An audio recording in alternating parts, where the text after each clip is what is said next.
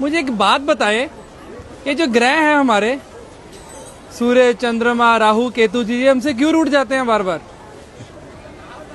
ये ग्रह किसके कारण प्राप्त हुए? नहीं पता, आप बताओ। शरीर से ही ना जी। शरीर किससे प्राप्त हुआ? माता पिता से। माँ पिता से ना। माँ पिता कौन है? पिता सूर्य, माँ चंद्रमा। अच्छा। सारे ग्रहों की जो शक्ति है वो कहाँ से प्राप्त होती है?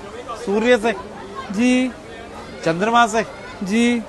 अब आप घर के ग्रहों को तो आप पूछ नहीं रहे और बाहर सोच रहे जा जाके सब ग्रह शांत हो जाएं, वहां पूजा करा लो, वहां पूजा करा लो, वहां पूजा करा लो। अरे कोई जरूरत नहीं किसी पूजा की। अगर आप अपने माँ पिता को प्रणाम करते हैं ना और उनकी सेवा करते हैं तो आपको किसी भी पूजा की जरूरत नहीं है। मतलब जो बाहर दान पुण्य करता है, किसी गरीब को, किसी नीडी को खिला रहा है, और घर में माता पिता को नहीं पूछ रहा, तो कोई फायदा नहीं दान पुण्य का भी। क्या फायदा ये तो बताओ। और मंदिर गुरुद्वारे जाने का भी कोई फायदा कोई फायदा नहीं। भाई सबसे पहले भगवान कौन है? माता पिता। जिसने अपने माँ पिता की सेवा कर ली उसने सब कुछ जीत लिया। अगर वो अपने माँ पिता की सेवा नहीं कर सकते तो उनका कोई भी दान व्यर्थ है। आज जो गणेश जी अग्रसर हैं, सबसे पहले उन्हीं की पूजा होती है। क्यों? उन्हें ब्रह्मांड के 3 चक्कर की जगह माँ पिता की परिक्रमा कर ली थी।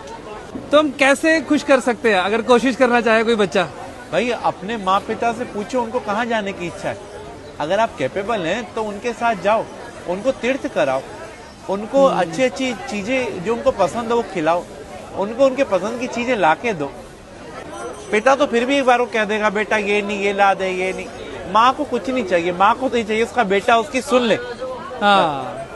तो हम लोग अगर अपने माँ पिता के साथ समय बिताएंगे ना तो उनका अनुभव, और अनुभव से बड़ा कोई भी टीचर नहीं होता।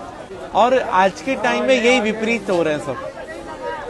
सास ससुर को और बहू को प्यार करते हैं, बेचारी माँ जिसने जन्म दिया उसे जयराम जी की कर देते हैं। जिसके कारण सास ससुर और बीवी मिली है, सब मिले, उसको हम भूल रहे हैं। उसको हम भूल रहे हैं। तो यही हमारे असली कर्म है, बस बाकी सब ढोंग है। हमारा तो कर्म ही सिर्फ अपने माँ पिता की सेवा है, अपने माँ पिता और गुरु।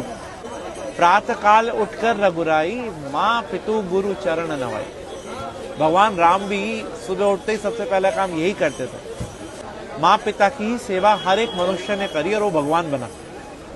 अरे वाह। और फिर उसको कोई ना तो ग्रह तंग करेंगे और ना ही कोई पितृदोष होगा, और उसके पूर्वज भी खुश, सब कुछ खुश।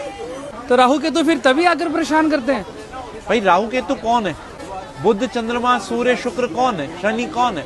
हमारे पास रहने वाला एक व्यक्ति राहु है, एक केतु है, एक चंद्रमा, एक सूर्य, एक शनि है। तो हम इन सबको, भाई सबको तो नहीं मना सकते ना, लेकिन जो इनकी एनर्जी का केंद्र है उसको मना लो ना। पिता को प्रणाम करने से सूर्य, पिता की सेवा करने से सूर्य, पिता की सेवा करने से हमारे सारे ग्रह शांत हो जाते हैं। आज जो मुस्कान आपके चेहरे पे है उसका कारण कौन है? माता पिता ना।